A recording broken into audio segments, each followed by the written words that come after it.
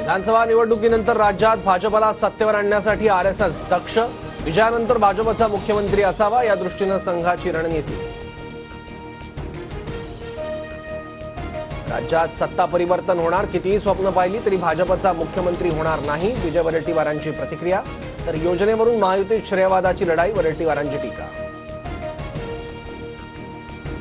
निवडणुकीनंतरच्या संख्याबळावर मुख्यमंत्री पदाचा निर्णय, आताच मुख्यमंत्री पदाचं नाव जाहीर व्हावं अशा आग्रहाची गरज नाही, शरद पवारांचं विधान। शिवरायांच्या पुतळ्यासाठी 15 ते 16 कोटींचं बजेट होतं, पण 15 ते 16 लाखात पुतळा बनवला, संजय राऊतांचा आरोप।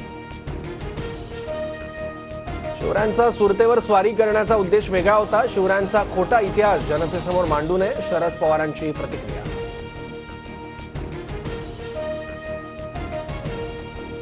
गुन्हेगारांना सुरक्षितपणे लपवण्यासाठी वर्षा ही जागा, आपटे जर पळून गेला असेल तर त्याला सरकारनेच मदत केली, संजय राऊतांचा दावा। एसटी कर्मचाऱ्यांचा संप बेकायदेशीर, संपात सहभागी न होता तातडीनं कामावर रुजू व्हा, कोर्टाचे आदेश, संप मिटवण्यासाठी सरकारनं योग्य पावलं टाकण्याच्याही सूचना। लाडकी बहीण योजनेवरून सरकारमध्ये वाद सुरू झाला, ही चांगली गोष्ट, श्रेयवादावरील प्रश्नावर शरद पवारांचं मिश्किल उत्तर।